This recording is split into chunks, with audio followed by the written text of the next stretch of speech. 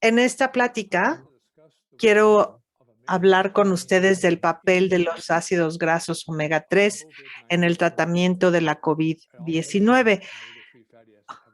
Obviamente los omega 3 juegan un papel importantísimo en la mitigación, pero pueden usarse en el tratamiento. Las causas principales de muerte en los Estados Unidos el año pasado fueron las siguientes. La causa principal de muerte fue la cardiopatía y que ha sido así durante muchos años. La segunda causa de muerte ha sido el cáncer. Pero la tercera causa de muerte fue una nueva enfermedad que no existía antes, la COVID-19. ¿Y qué relaciona a estas tres enfermedades mortales? Que todas son padecimientos inflamatorios. El hecho de que esté aquí la COVID-19, pues tenemos que preguntarnos qué tratamientos tenemos. No muchos. Tenemos la cuarentena, ojalá inmunidad de grupo por infección o tal vez las vacunas o los antivirales. Pero a mí me gustaría presentar un quinto componente que tiene mayor potencial, yo creo, que es optimizar la respuesta resolutiva. Hablemos de la cuarentena primero. La cuarentena se usó por primera vez para mitigar la muerte negra en Europa en 1348. Sigue siendo uno de los tratamientos principales para brotes de cualquier tipo de infección viral. Sin embargo, la cuarentena solamente es efectiva como en COVID-19 si además de esto, si se aplica estrictamente y se hace un rastreo de contactos agresivo. Esto es menos probable que pase en Estados Unidos, Europa o Latinoamérica que en Asia. ¿Qué podemos decir del potencial de la inmunidad de grupo?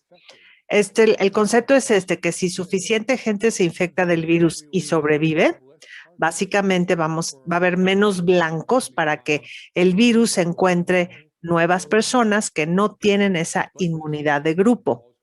Y esto tiene que ver con, pues, infectarse con el virus y ojalá que no nos mate. Pero la inmunidad de grupo depende muchísimo de la memoria inmune. Es decir, tiene que recordar al patógeno y crear nuevos anticuerpos a demanda si reocurre. Y con cualquier tipo de pandemia nueva, podemos esperar por lo general una tasa de mortalidad de 1 a 2% en la primera ronda de la infección, especialmente para la COVID-19. En Estados Unidos, nuestra población es como de 330 millones. Es decir, si queremos depender de la inmunidad de grupo, podríamos esperar, y solamente en la inmunidad de grupo podríamos esperar que 5 millones de personas mueran de COVID-19 hasta que suficientes básicamente hayan estado expuestas al virus y ojalá su sistema inmunitario desarrolle respuestas que no lo ponga en peligro a largo plazo. Pero perder 5 millones de personas en Estados Unidos es inaceptable realmente y lo sería en cualquier país.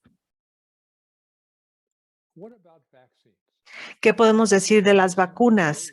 Las vacunas realmente son uno de los avances increíbles de la ciencia. Sin embargo, las vacunas para virus de vías respiratorias superiores no son tan efectivas como en COVID-19. La COVID-19, acuérdense, es ocasionado por un coronavirus. 1/3 de los resfriados comunes que nos dan cada año son ocasionados por coronavirus. Y no tenemos vacunas para el resfriado común.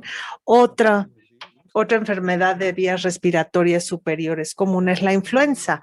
Sin embargo, cada año tenemos que tener una vacuna nueva para la influenza porque esta cambia constantemente. Entonces, tenemos una buena esperanza de que la vacuna para la COVID-19 sea duradera. Hoy en día, yo diría que la ciencia no puede respaldar esa esperanza y esto quiere decir que tal vez necesitemos refuerzos constantes, tal vez anuales, para tratar de que el sistema inmune esté preparado y preparado para atacar al coronavirus cuando éste regrese, porque lo hará. El problema de las vacunas es que estas son muy sensibles a la inflamación. Es por eso que la obesidad reduce la efectividad de cualquier vacuna, porque la obesidad es un padecimiento inflamatorio. Entonces, para que las vacunas funcionen realmente de manera efectiva, tenemos que también reducir la obesidad, como se ha mostrado en los últimos 50 años y que no hemos tenido éxito en la lucha contra la obesidad. Este es un artículo reciente de Nature sobre la inhibición de la inmunidad. El título del artículo es ¿podrá la obesidad impedir una vacuna de coronavirus? Si lo hace, y los datos son bastante contundentes, son que nuestro esfuerzo de hacer vacunas tal vez no sea tan exitoso como tratamiento de largo plazo para COVID-19 como esperaríamos. ¿Y cómo sucede esto? Bueno, la obesidad inhibe el desarrollo de memoria de las células T, nuestra capacidad de recordar el patógeno se ve afectado por la obesidad. No por la obesidad per se, sino por la inflamación ocasionada por la obesidad. Además, la obesidad aumenta la tasa de envejecimiento de nuestras células T, nuestros participantes clave del sistema inmune. Y cuando hay un sistema inmune que está envejeciendo, le llamamos inmunosenescencia. Entonces tenemos dos problemas. No solamente una pandemia ocasionada por un nuevo virus, sino por un problema de obesidad creciente que hace que cualquier vacuna que desarrollada sea menos efectiva de lo que pudiera ser. Entonces, por ejemplo, en influenza sabemos que en pacientes obesos o con sobrepeso, ambos crean anticuerpos, pero la efectividad de las vacunas para reducir la ocurrencia de influenza se disminuye 50% en individuos con obesidad. Crean los anticuerpos, pero el resto de su sistema inmune no funciona muy bien. Y es por ello que los dos factores de riesgo principales que son las consecuencias inmediatas de la COVID-19 son la edad y la obesidad. Y también padecimientos asociados a la obesidad, como la diabetes, cardiopatía, la hipertensión. Entonces, a menos que sepamos que tenemos que controlar la obesidad y mejorar nuestra función inmune, estamos como con una mano atada, enfrentando a un enemigo formidable.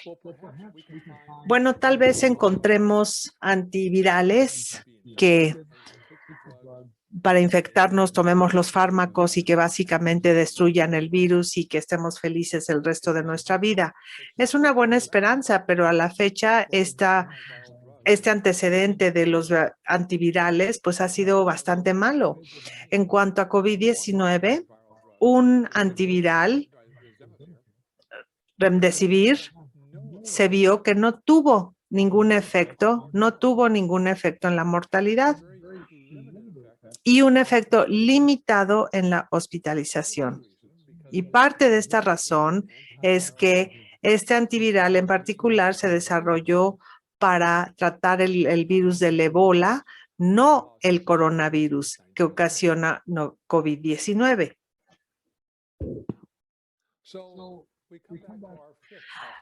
Volvemos entonces a la quinta posibilidad. Tal vez nuestra capacidad de luchar contra la COVID-19 y que acabe la pandemia podrá hacerse mejor optimizando nuestra respuesta resolutiva. Como hablamos durante este seminario, la respuesta resolutiva está profundamente en nuestros genes. Es como el cuerpo cura de una lesión, incluyendo una lesión microbiana como una infección que ocasiona COVID-19. Y cómo cura el cuerpo es reprogramar al sistema inmunitario, pero la respuesta resolutiva que lo hace está bajo control dietético robusto. ¿Qué quiere decir esto? Quiere decir que nuestra dieta puede mejorar nuestro sistema inmunitario o puede inhibir nuestro sistema inmunitario. Pero esto es algo que tenemos bajo nuestro control si decidimos usarlo correctamente. Entonces, otra vez volvamos a explorar exactamente qué es esta resolución o esta respuesta resolutiva.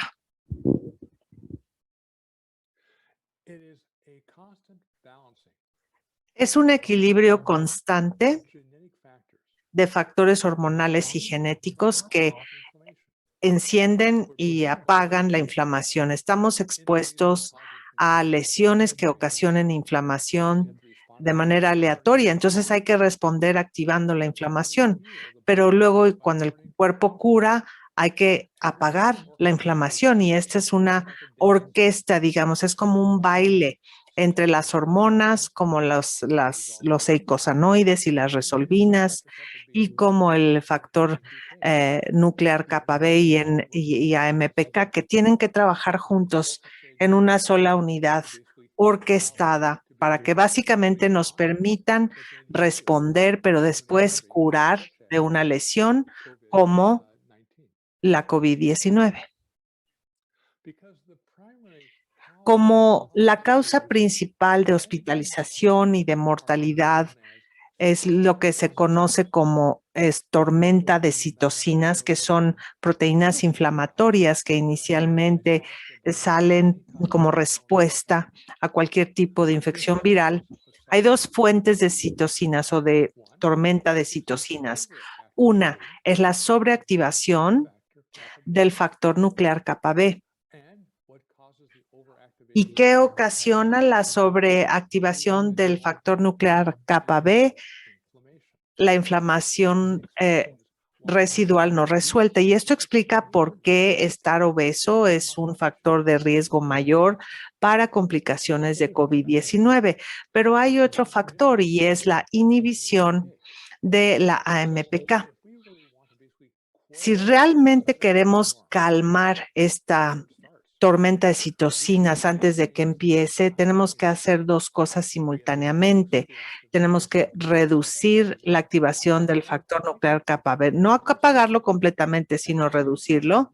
Y al mismo tiempo hay que aumentar la actividad de AMPK. Y si podemos, básicamente podemos reducir o calmar esta tormenta de citocinas. ¿Qué fármacos tenemos para hacerlo? Ninguno, esa es la respuesta, pero tenemos nuestra respuesta resolutiva interna y si sabemos activarla con intervenciones dietéticas correctas que mencionamos ya en estos 2 días, tenemos casi el fármaco maravilla que nos va a permitir tratar y coexistir con la COVID-19. El primer uso de los ácidos grasos omega 3 de alta dosis para reducir niveles de citocinas se publicó hace más de 30 años en el New England Journal of Medicine. Así que tenemos la respuesta para reducir esta tormenta de citocinas o calmar esta tormenta. Y no era en una publicación obscura, sino en la publicación de las publicaciones más importantes del mundo y de alguna manera esto lo ignoramos. Este estudio en particular utilizó personas normales, es decir, sin enfermedades crónicas, no tenían sobrepeso, pero eran americanos que vivían en Boston. Y podemos ver esta relación de ácido araquidónico en los llamados americanos sanos hace 30 años. Esta relación ya era muy alta, ya estaban inflamados, no desarrollaron enfermedad crónica, pero eran blancos perfectos para cualquier microbio nuevo.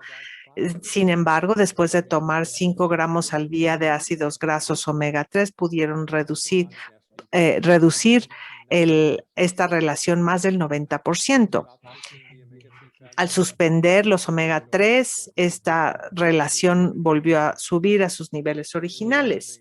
Entonces, pasaron de estar altamente inflamados a casi no, sin inflamación y otra vez inflamados al cambiar nada más los niveles de ácidos grasos omega 3 en la dieta.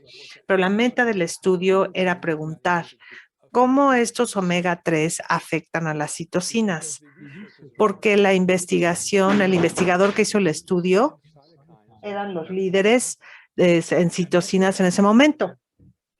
Y lo que encontraron al básicamente reducir la relación de ácido araquidónico y EPA, las citocinas primarias en estas tormentas de citocinas, interleucina 1, interleucina 6, factor de necrosis tumoral, todos se redujeron significativamente, pero en cuanto suspenden los omega 3, volvieron a subir.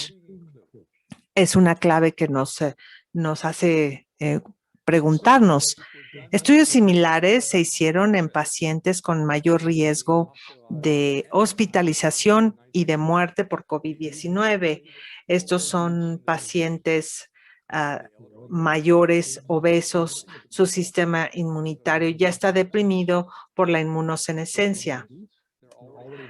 Al ser obesos ya tenían altos niveles de inflamación porque el tejido adiposo en pacientes obesos ya es una gran fuente de inflamación continua que se disemina por todo el cuerpo. En este estudio entonces se puede ver que a diferencia de los controles en 4 semanas o a las 4 semanas de tomar los omega 3, hubo una reducción importante de la relación de ácido araquidónico con EPA.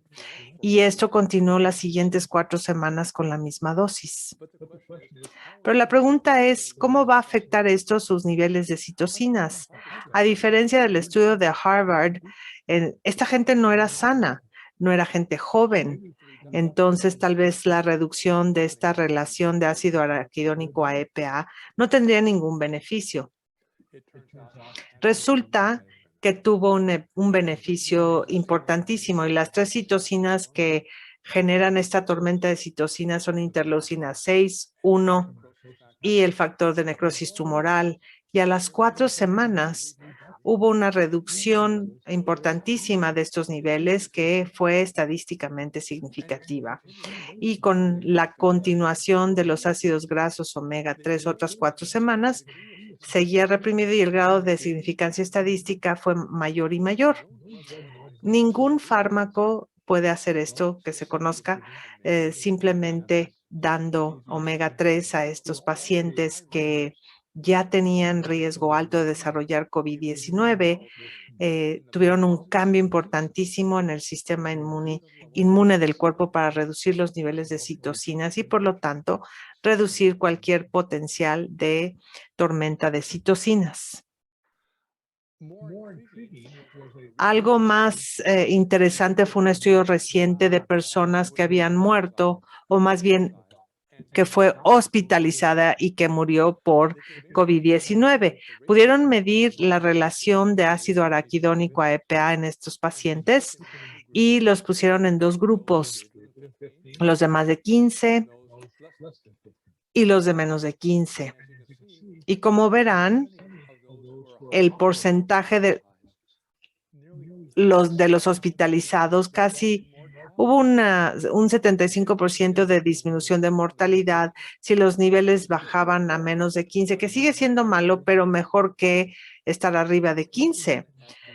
El trabajo que hemos hecho en la Universidad de Miami indica que el paciente típico en la UCI con COVID-19, su razón de ácido araquidónico a EPA es como de 45. ¿Y qué quiere decir esto? Básicamente están altamente inflamados, están en una tormenta de citocinas y si podemos reducir esto, la mortalidad por COVID-19 baja muchísimo.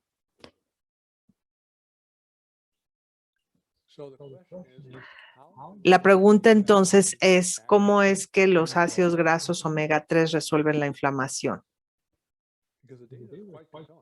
Porque los datos son bastante apremiantes. Bueno, la respuesta es que funcionan a través de resolvinas. Los ácidos grasos omega 3 no afectan básicamente al sistema inmunitario, pero los agentes de señalización, las hormonas, que son los bloques constitutivos, tienen un efecto profundo en las respuestas hormonales y forman una amplia gama de resolvinas que vienen de la serie D o E o protectinas o marecinas.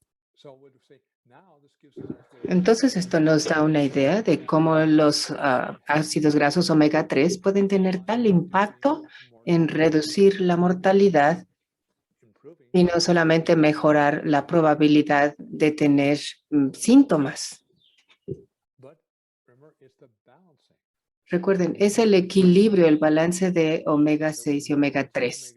Necesitamos omega 6, ácidos grasos omega 6, pero también necesitamos equilibrarlos con los niveles de ácidos grasos omega 3, particularmente EPA. Y por eso el rango de ácido araquidónico EPA es un predictor tan poderoso del futuro. Asimismo, es un poderoso predictor del potencial terapéutico de utilizar altas dosis de aceite de pescado para tratar una tormenta citocínica en curso antes de que cause la muerte. Por ello, hacer las pruebas hacer pruebas es mucho mejor que adivinar. Y por fortuna tienen en México uno de los laboratorios más importantes que puede hacer estas pruebas en el mundo. Si su índice es de más de 15, tienen probabilidades de tener una probabilidad cuando tienen COVID. Pero hay que movernos de esta calificación blanca, de este rango de AAEPA entre 1.5 y 3.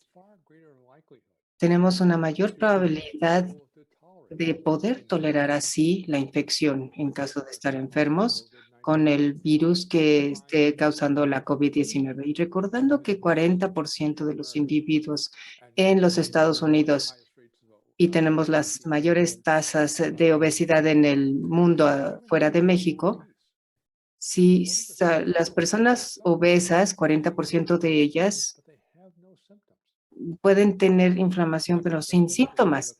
Y sospecho que si nos acercamos de más, vamos a encontrar a muchos que tienen un bajo índice de AAEPA y no tienen un nivel protector porque no pueden protegerse contra la tormenta citocínica. Entonces, ¿cuáles pueden ser las guías básicas para básicamente alistarnos a los encuentros potenciales de la COVID-19? Digamos que no estamos infectados. Deberíamos estar tomando 3 gramos de DHA y EPA todos los días. Idealmente, debería tomarse suficiente EPA y DHA para mantener el índice de ácido araquidónico EPA entre 1.5 y 3. Y esto es lo que nos da como el pasaporte de que si estamos infectados no va a suceder nada. Pero, ¿qué pasa si estamos infectados pero estamos asintomáticos? Entonces hay que duplicar la dosis. ¿Por qué? Porque el virus ya se está replicando y necesitamos más apoyo, más refuerzo. Y si estamos hospitalizados, probablemente necesitamos incluso niveles más altos, entre 9 y 10 miligramos diarios, porque el cuerpo está bajo ataque. Se necesita algo de mucha importancia que pueda reducir la tormenta citocínica. No tenemos fármacos que lo hagan, como ya los mencioné anteriormente. Sí tenemos las resolvinas y sí tenemos buenos niveles de ácidos grasos omega 3 adecuados en nuestro cuerpo. ¿Y qué hay de las personas que son los long haulers? Tenemos una base de datos en los Estados Unidos que dice que una tercera parte de las personas que es hospitalizada o incluso si no son hospitalizados, tienen síntomas prolongados que ahí permiten, sienten como con la mente nublada, mialgia, fatiga crónica. Es como si tuvieran un síndrome de fatiga crónica estos pacientes. Y lo que está pasando en estos individuos con síndrome prolongado de COVID-19 es que la tormenta citocínica está ahí, no al grado de producir la muerte, pero que sí compromete su vida en una gran medida. Así que si han estado infectados por COVID-19 y desarrollan síntomas de la COVID-19, pero ahora tienen estos desenlaces residuales con los horrores de largo plazo, similares al síndrome de los que tienen fatiga crónica, podemos tener que consumir 6 gramos de EPA-DHA para eliminar los residuos de la tormenta citocínica. Y la sangre nos puede servir para guiarnos, para indicarnos cuánto necesitamos. Estamos en una situación que a lo mejor no estamos infectados o por lo menos estamos asintomáticos, pero cuando estamos infectados y necesitamos ir a la UCI o nos hemos recuperado, necesitamos ácidos grasos omega 3 por vida probablemente. Eso es lo más probable.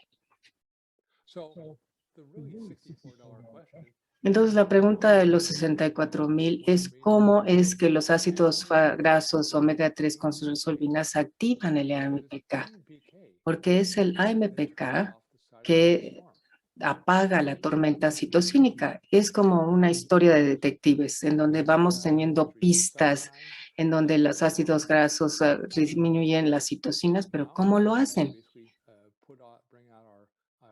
Aquí es donde tenemos que sacar a relucir nuestros lentes de aumento y estudiar las moléculas.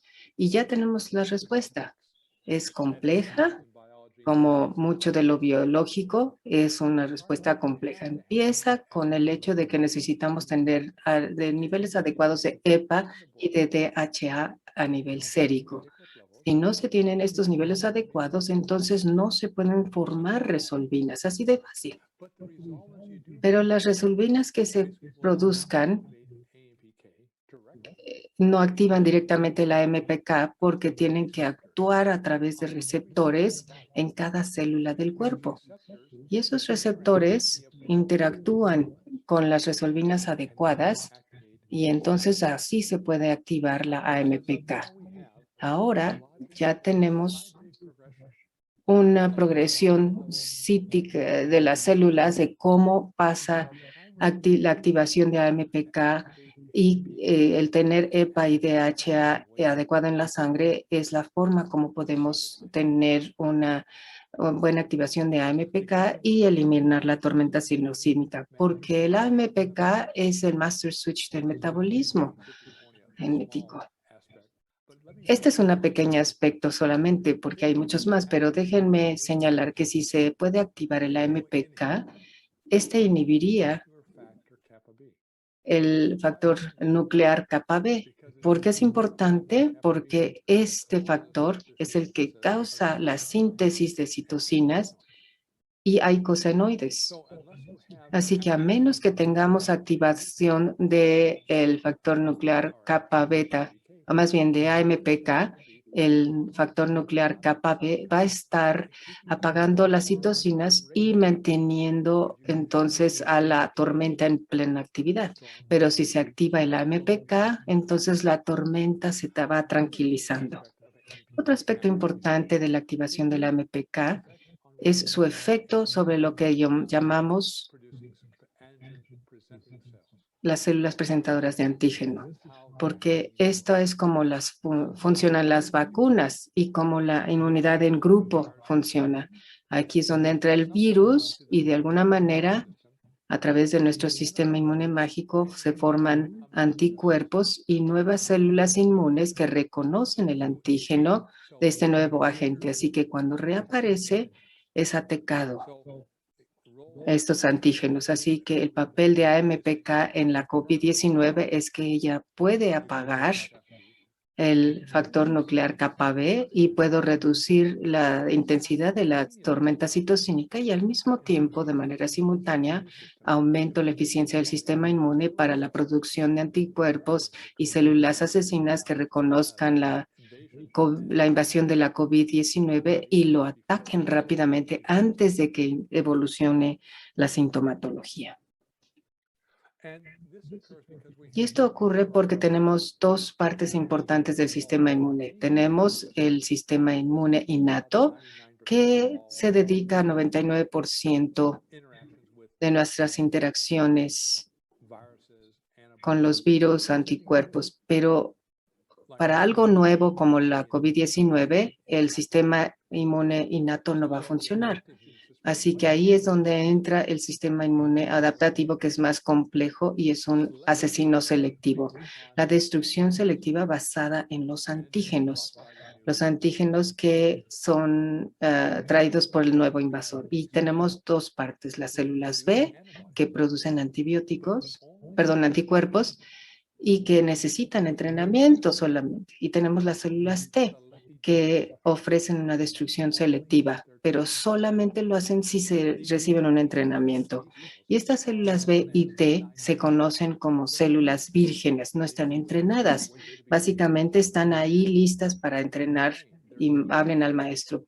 Y su maestro se llama las células presentadoras de antígenos. Y si recuerdan de la última diapositiva, las células están activadas por AMPK y estas mismas células se requieren para la memoria de largo plazo porque al entrenar las células T y las células B, esto es muy bueno, pero un porcentaje muy pequeño va a permanecer circulante porque el resto muere y entonces esperan a que haya un nuevo ataque de patógeno y ya sabrán exactamente lo que pueden hacer y proliferan rápidamente generando anticuerpos y nuevas células C para que destruyan al antígeno antes de que pueda causar algún daño. Entonces, ¿cómo funcionan los anticuerpos en realidad? Los anticuerpos no hacen nada sin las células, pero lo que hacen es marcar a la célula blanco y en este caso el virus para que pueda morir. Y esto lo hacen las células T, que son las células T asesinas naturales. Y cuando estas células T toman este anticuerpo que ahora se activa, destruyen la célula blanco con precisión. No queremos que la célula T mate a las células normales, eso sería contraproductivo. Queremos que haya un asesinato selectivo y entonces estas células o antígenos están selectivos para que puedan ser atacados. Pero se necesita el anticuerpo porque si no, la célula T no puede matar a la célula blanco.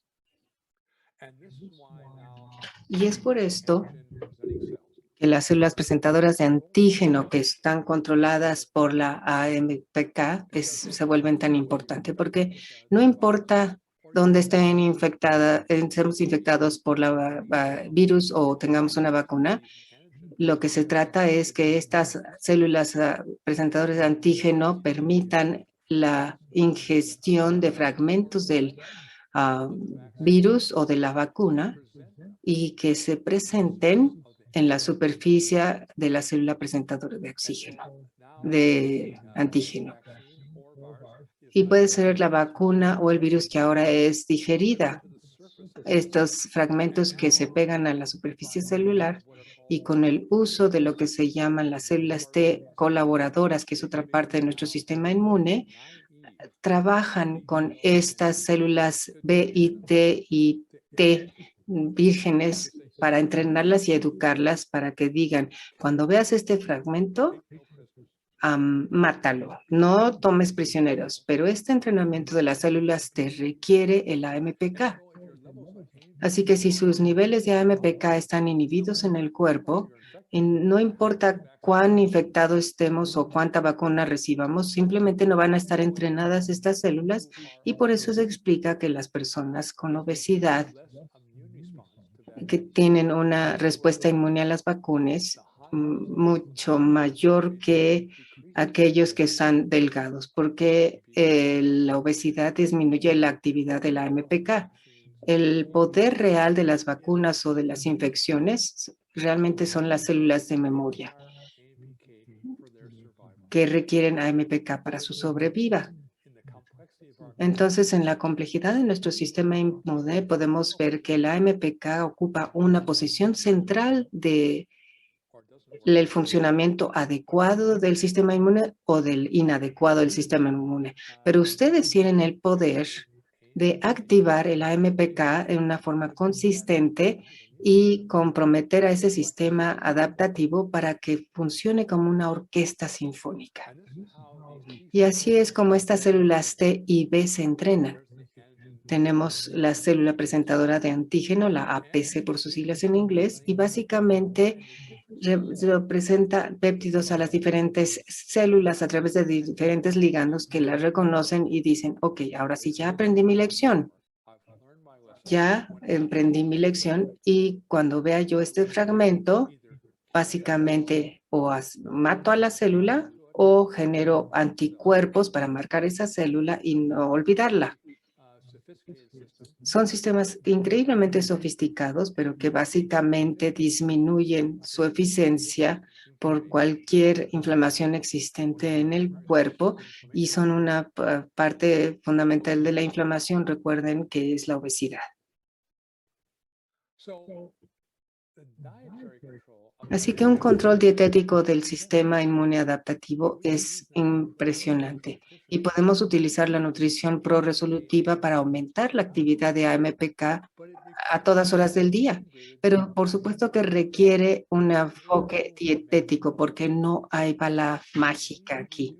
Necesitamos reducir la inflamación y por eso seguimos la dieta de la zona antiinflamatoria. Se necesita recibir suficientes ácidos grasos omega 3 para poder formar resolvinas que básicamente activen el AMPK.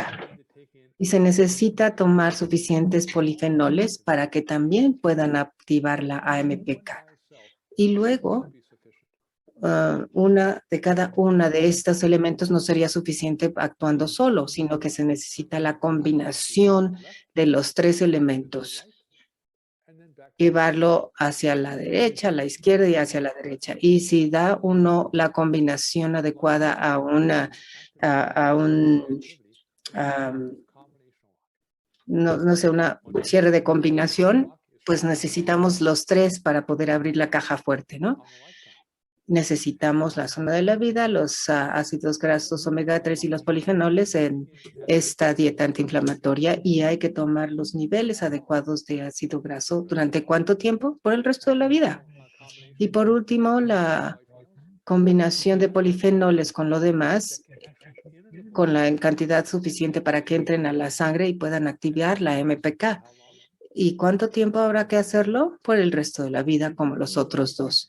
Si se sigue estas tres cosas de manera consistente, entonces tenemos todo en nuestro poder para activar el AMPK que llame al sistema adaptativo y lo controle para que éste ayude a controlar el futuro.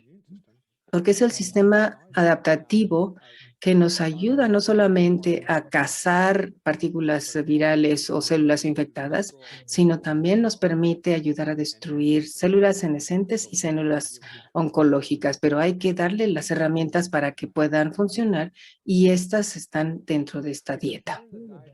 Porque aquí los activadores dietéticos de la AMPK son la dieta de la zona, que es una dieta antiinflamatoria, pero también es una dieta con restricción calórica, que es la que permite activar a la AMPK.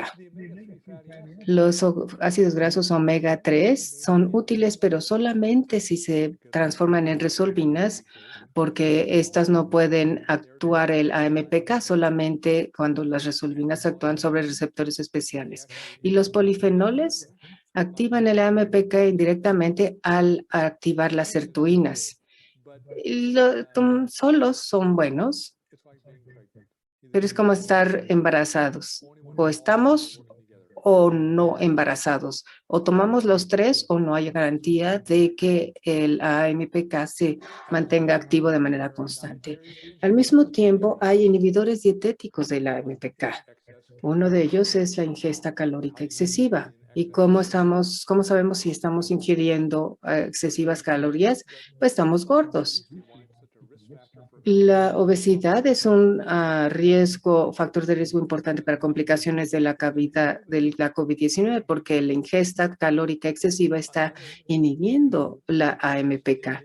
Otro inhibidor es la ingesta alta de glucosa o altos niveles de glucosa en sangre que se encuentra, por ejemplo, en los diabéticos. Por ello, los niveles de AMPK en pacientes obesos o diabéticos están significativamente más bajos que aquellas personas que no son diabéticas o no son obesos. Y por eso los obesos y los diabéticos tienen más tendencia a una mortalidad más temprana, en donde su sistema inmune no es tan fuerte como debería serlo. Y esto nos lleva a una mayor complejidad y, por supuesto, este es el grupo de supergraduados para explicar el AMPK en términos de la biología basada en sistemas. Nos hemos entrenado en entender, digamos, los sistemas o algoritmos. Entre una cosa activa otra y activa otra, pero en la biología son diferentes, así no es la vida. Tenemos un sistema de control y bajo el control del sistema puedo tener un buen resultado. Lo que sí podemos controlar por nosotros es nuestra dieta. Así que utilizo este recuadro negro como un indicador de la célula, porque todos estos sistemas diferentes que están intracelulares no pueden ser nutridos solo por la sangre. En términos de la dieta, sí tenemos control. Ni siquiera tenemos que tomarnos una muestra sanguínea. Ya si tomamos niveles adecuados de omega 3 y niveles adecuados de polifenoles y una buena dieta, podemos tener un buen control. ¿Cómo sabemos si es adecuado? Porque esto nos lo dicen los marcadores séricos.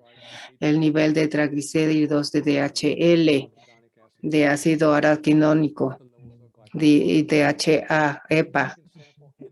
Todo esto podemos obtenerlo en la sangre. Y cuando están en los rangos adecuados, sabemos que la respuesta resolutiva ya está optimizada.